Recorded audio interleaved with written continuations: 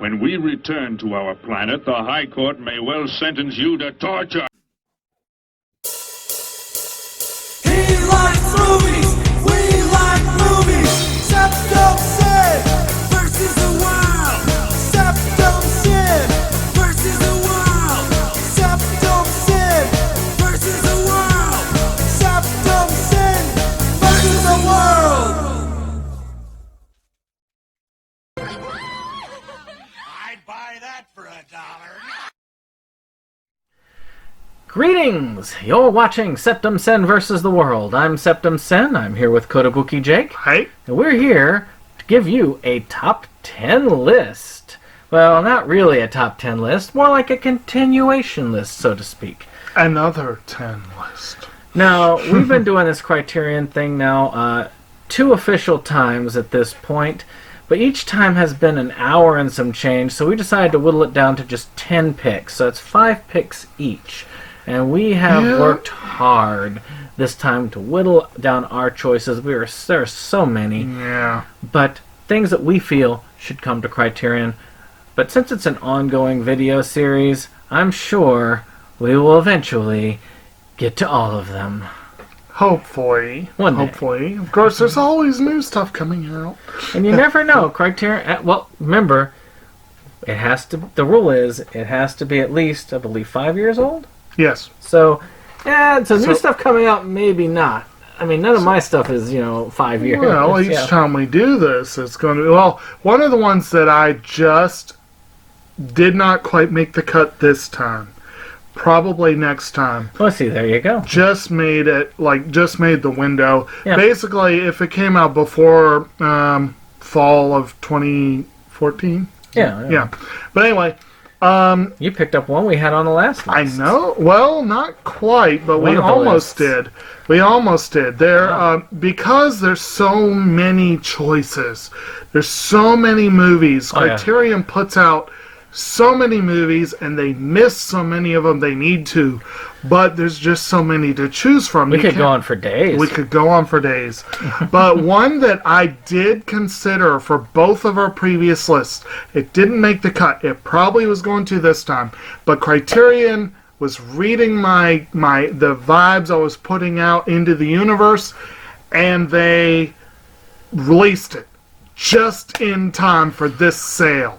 Yeah, I might actually have to put up the money to get that myself. And I'm speaking, of course, of the John Sayles film Matewan, which we did talk about here, I think just a week ago. 1987 release, stars a much younger, but still not exactly young, Chris Cooper. Also stars a much younger James Earl Jones, Mary McDonnell, Will Oldham. It is a politically charged docudrama about basically the start of the coal, unionization of the coal mines. Takes place in Matewan, West Virginia.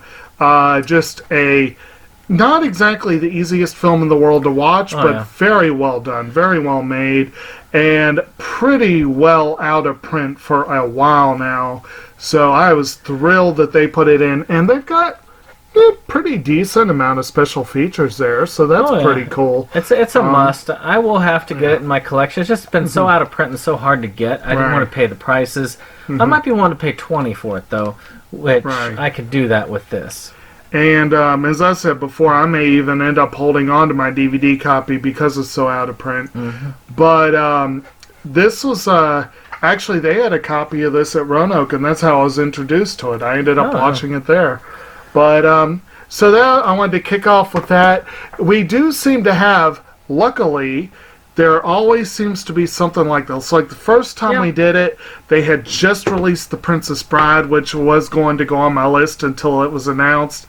And then the first time we did it, we talked about 1984, and the next time we were able to present 1984. So maybe next time there'll be another, Now, So- last time I wasn't quite as serious about it. There are films I thought could have been, but not all of them were. Not all of them were serious choices. This time, I'm playing the game a little bit more seriously. Things I think really should be and could be Criterion films, and some things that are off the beaten path that most people haven't heard of, because Criterion will do that. They will release things that the typical person. That's not always box office hits. It's things that sometimes you might not have heard of before. When you look at their catalog, some of those, you don't know what those movies are. I mean, shoot, Day Trippers, you had to look it up. Yeah, I know. So, let's talk about this first one. This one is something that you should know about. Oh, yeah. I thought about one pick from this, but I said, you know what, I'm going to look at a set and look at it in a similar vein to how it's been released. And this is a Marx Brothers silver screen collection. That's a good set. Now, this set, I think, is a good place to start, because it was... There are various eras for the Marx Brothers. I really think you could do it in two sets. You could do it this set, and then you could do the rest of it. But I think all of their films have been officially released. They did Love Happy as a separate release not too long ago. But this set has several films on it. I'm trying to find the actual films list because it's there. Alright. Duck Soup, Horse Feathers, Monkey Business, my favorite Marx Brothers film, by the way, Animal Crackers, and The Coconuts, which was going to be the one that I had originally planned to put up there. The Marx Brothers... That was their first one, wasn't it? That was. And Charlie Chaplin has all of these films being released. He's a classic artist, but these people also were performing around the same time period. They had also started early on in vaudeville. And Charlie Chaplin had even talked to Groucho about how he was jealous about how well Groucho could talk to the camera. And Groucho, of course, about the physical comedy that Charlie Chaplin was able to convey with no words. So, I believe that these have kind of fallen into obscurity. They fell into obscurity for a long time. No physical release. This was actually one of the first few physical releases. There were some others, extremely expensive single releases, that I believe you could get from China.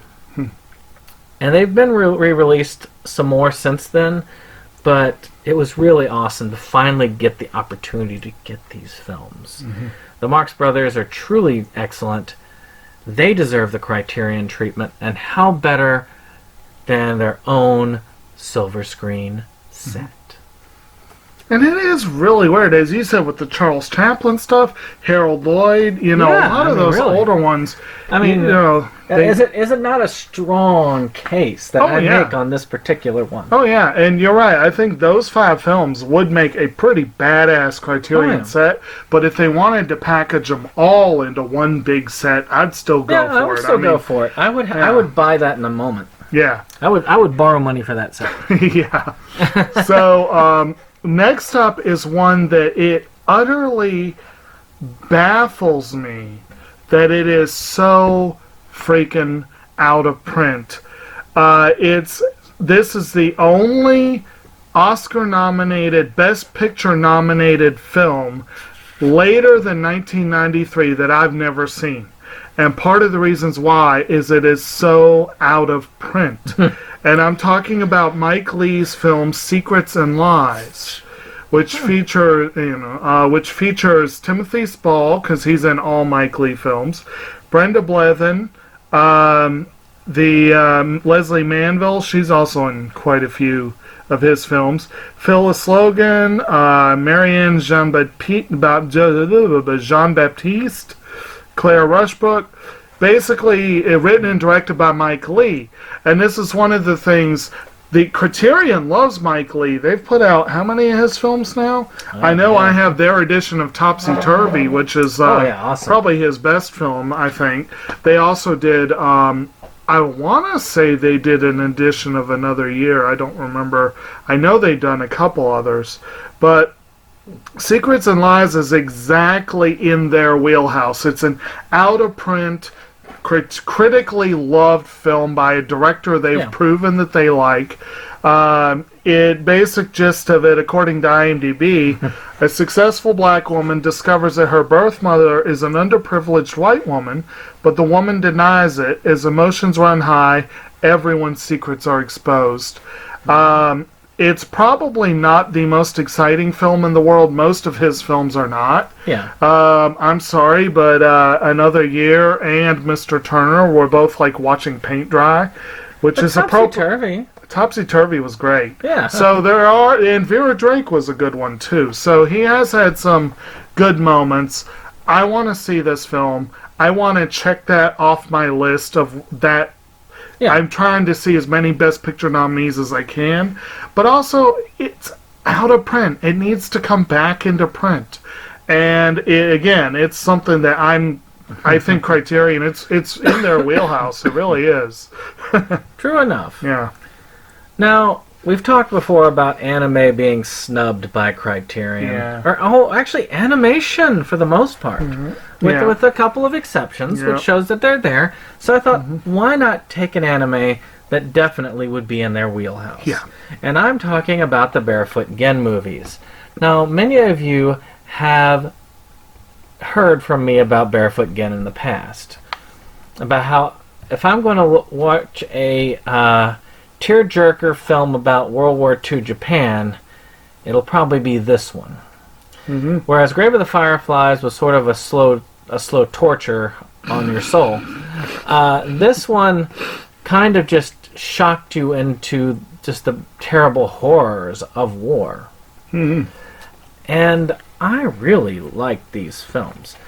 But, especially the first one, I believe that this could make the Criterion treatment just because of its relation to World War II, the educational value, and just the horrors that it showed. I would be very, very pleased to see it, and if any anime could get through to the Criterion, I think these could. Might have a shot. If anything. Probably not, because it's anime. Right. And they some reason hate anime. So, one film, I may have mentioned this on this channel previously. I think I probably have. Way back in the day, I say way back, but definitely I know exactly when it was because it was early 2007. And I know this because somehow, inexplicably, Zack Snyder's 300 was on this list, which tells you exactly when this list was done. Yeah. I took what I called a snapshot of IMDb's top 250. Now, it was woefully incomplete. I should have taken note of everything that was on there, but it was like, what are the ones I have not seen? And I decided to watch them. And to my shame, there are still two that were on that list that I just haven't bothered to watch. He owns both of them, and I own one of them. And those are Cocteau's Beauty and the Beast and Renoir's The Grand Illusion. But both of which are Criterion releases. Yeah. I don't think you have their release of Beauty and the Beast, but I do. I have the art house version. Right. The third one was way out of print for a long time. Now, it has since been remade, and in the wake of the remake, I think the old version is become re-released, but it's still not a widely available film. I'm speaking about the 1972 film starring Michael Caine and Laurence Olivier called Sleuth. And it was remade apparently with Caine taking over, I think, the Olivier role and Jude Law taking over the Mike Caine role, which is kind of interesting. That's two films from that time period where Jude Law plays Michael Caine's character in the remake. I've seen both versions of Alfie and neither version of Sleuth. It's weird. But Sleuth was on that list, and I've been curious about it ever since. And it may not be as out of print as it was, but like I said, it seems like the kind of thing that would be really cool to see a Criterion edition.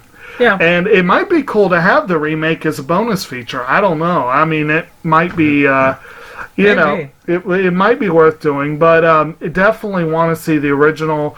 I would love to see some production notes on it and that sort of thing. And Kane and Olivier are both very, very talented actors who had a bad habit of not always taking films that were up to their standard. But this one supposedly was, which just makes it all the more interesting. Oh, yeah. So, Criterion tends to do some films that kind of fall through the cracks, but have a lot of artistic value. Now, one of those, in my opinion, is the film Comic Book Villains. Now, this is a film that I'm trying to think of. Where is the? Of course, you got a couple of okay names. Actually, I was looking. There's some interesting names there. It is a pretty decent film. It's essentially about these comic book nerds and a couple who are not into comic books, and they find out this guy has died, and he has the Holy Grail comic book collection.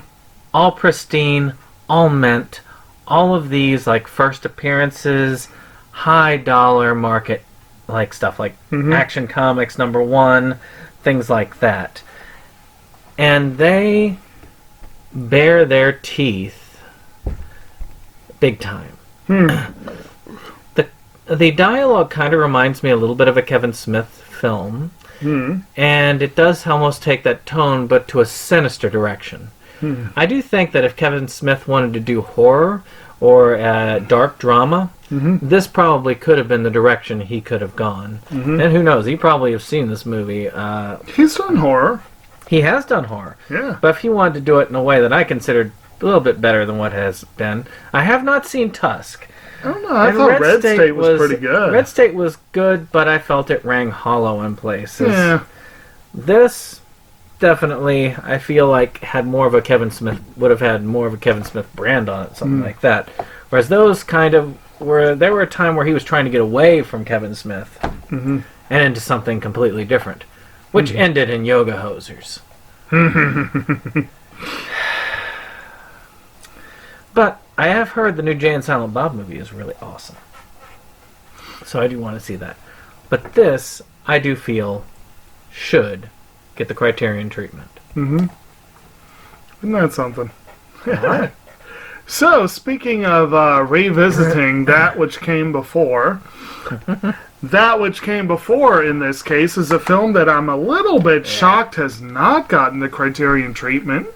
A little film by Alexander Payne called Sideways, which featured Paul Giamatti, Thomas Hayden Church, Virginia Madsen, and Sandra Oh. Got tons of praise, tons of Oscar nods. I think it won the screenplay And I really award, dislike it. I love the film. It's boring. This film had kind of three camps. You had the people that loved it, like me, people that hated it, like him, people like my dad, who I actually saw it with in theaters, and he just kind of didn't get it. It's one of the few Alexander Payne films I genuinely enjoy. Most of his films I do find kind of tedious, but he's a good director, and he makes good films, but they tend to be... They're very dry. Very dry. But I enjoyed this one. I learned a lot about wine and whatnot.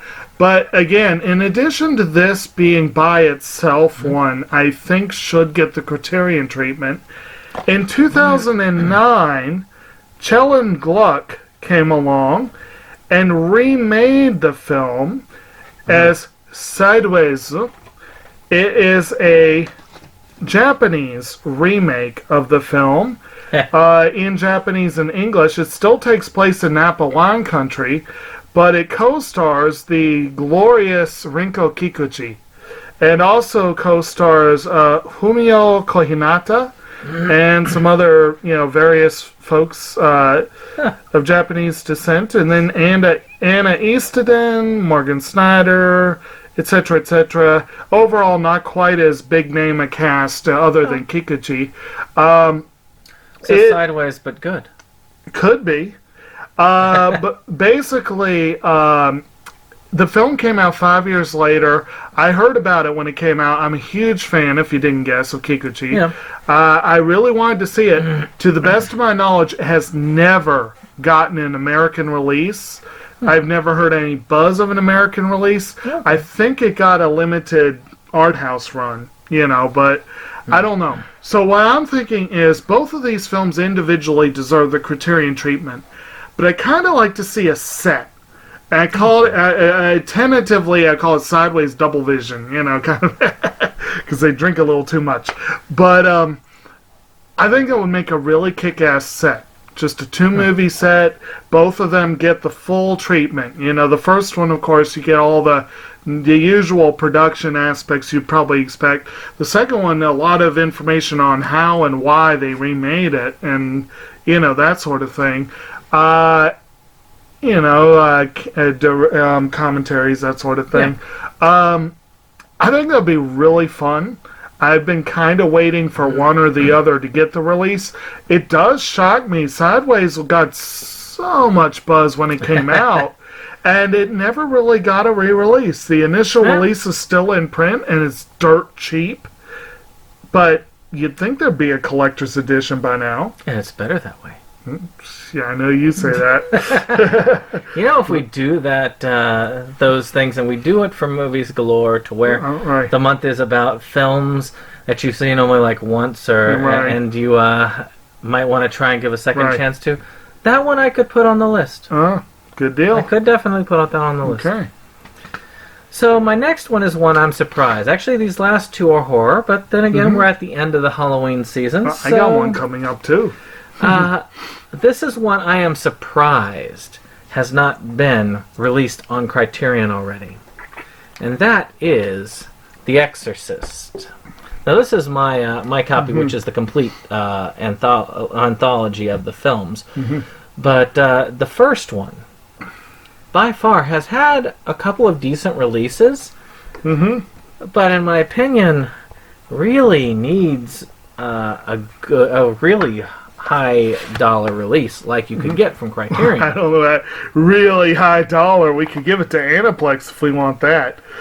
But you mean really high end? But it really is probably one of the peak of horror movies when it comes to movies of quality. Now, there's some that would disagree with me, but I would like to think that it is one of those films that needs a good Criterion release.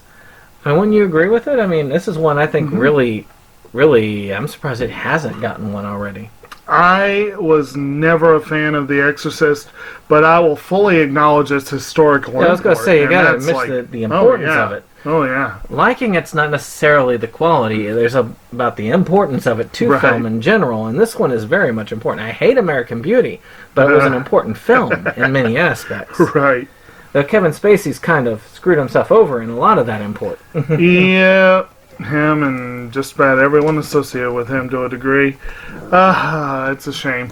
Even I have to admit, I have not tried watching American Beauty since that whole thing went down. You love that film. I used to. I would have pushed for that for Criterion if that whole stupid thing hadn't gone down.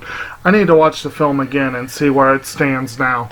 So another film I have revisited, we did this one for Inside Movies Galore, and we had a pretty good discussion on it. I was impressed. Another horror film, but it's Swedish. So that right there qualifies it for Criterion, Yeah. I actually was going to do a theme of foreign films, and when we cut it down to only 5, that kind of... But I'm still fit 3 foreign films on my list, so that's cool. But this one is a Swedish film called Let den rätt komma in, or Let the Right One In. It is, as this says, best vampire movie ever. I think that's probably true. It is a very, very, very intriguing film. Very artsy, very slow-moving, but very beautiful in a dark and sinister sort of way. Features the girl, the vampire, is played by Lena Leandeson, and does a great job. Thomas Alfredson, director, written by John Alvid Lindqvist, who also wrote the novel that the movie is based on. And it's the basic gist of it is you have Oscar, this is IMDb's description. Oscar, an overlooked and bullied boy, finds love and revenge through Ellie, a beautiful but peculiar girl. Basically, this kid who is picked on and he kind of brings it on himself to a degree. He is a weird kid, but these bullies are nasty kids too. So it's only so much he could do. The girl moves in next door. He is drawn to her and won't really leave her be. She tells him, "I can't be your friend," but she finds herself drawn to him too, and they develop this really interesting, fascinating thing. Now again, this is one that was revisited. The American remake, Let Me In, featured Chloe Grace Moretz and Richard Jenkins and Cody Smith-McPhee, and is a pretty darn good remake. The problem is it just doesn't really add much to the original, but it would make a really cool bonus feature with this one. And there's a lot of other cool stuff too. I would love to hear from the writer on the process of adapting his novel, for example. That might be really cool. This one actually did have some pretty decent bonus features. Not much, but the behind the scenes actually did add to the appreciation of the movie. But this is, if they haven't done a lot of horror, but of the horror they've done, Exorcist and this are two that both kind of scream Criterion. They do. They really do come across. Speaking of another horror, my last choice, and this one also, in my opinion, screams Criterion, which is the original version of The Haunting, which is a Robert Wise film based on the book by Shirley Jackson. They did a remake of this one as well not too long ago, but about these people who are have been kind of tricked into staying in this haunted house for the night. Now, it has some of the coolest lines in the haunted house genre, and it really defined the haunted house genre back in the day. I mean, this was a pretty old film, 1963. And The House on Haunted Hill also did this in a similar vein. I think both of those really are Criterion movies when it comes to old school horror, and they have gotten a lot of those. The Phantom Carriage is one that they released. They've released a lot of these kind of ghost films, and this really defined a generation of horror films. I believe that The Haunting should get the Criterion treatment. I mean, look at this one. It's got some decent special features for such a bare bones looking set, but you could get a lot more out of this than what we've got. Well, all right. That's everything. No, I got one more. Oh, you got one more. Never mind. Ha! All right. So my last one is also one that I was actually introduced to through the collection at my alma mater, Roanoke College. This is called La Ley de Herodes, or Herod's Law. It's a Mexican film from 1999, and it's flippin' hilarious. It is one of the best Mexican films I've ever seen. And it basically, again, I'm using IMDb cheating a little bit. The fable of a janitor turned mayor on a little town lost in the Mexican desert who gradually realizes how far his new acquainted power and corruption can get him. Did you say you have seen this one, or are you? I think so. It reminded me a lot of Picking Up the Pieces, but not quite as gory. I feel like maybe I have it and showed it to you, but I cannot remember if I do, and it's really sad. But it's a rare film. It's not one you see very often. stars Damien Alcazar, Pedro Armendariz Jr., Delia Casanova, Juan Carlos Colombo, etc., etc., etc. And it's basically what it sounds like. Written and directed by Louis Estrada. Basically, it is a straight-up political farce, satire farce, that is, again, it is side-splittingly hilarious and deeply disturbing at the same time. Yeah. It just, this dude, I mean, he's a janitor who ends up with unspeakable power, and just, it just shows the depths of corruption that he goes into. Again, this really screams Criterion. I feel like it would be something that they could have a lot of fun with, and I hate to say it. I don't know for sure if I have it. It's part of this sickness of collecting, is you lose track of what you have. Yeah, true enough. But it is definitely one I would be happy to upgrade to a collector's Blu-ray edition, you know. All right. Anyway, yeah, that'll wrap it up. So you're done. Okay. We got to a half hour this time. All right. Woo! I think cutting it down to 10 is definitely the effective route. Mm-hmm. So, I hope you've enjoyed this rundown Criterion Lane. What are some Criterion films you're planning on picking up on this time's sale? Anything fun? Anything spicy? You planning to get that Godzilla set? I've seen it. It's cool. I want it so bad. I just can't afford it. Maybe in the July set. It'll be around my Right. birthday. I can probably get it around then. Because it's not going anywhere anytime soon. At least not within the Right. next year, anyhow. So, with that being said, I hope you've enjoyed this particular video. And we will see you on the next one. Goodbye.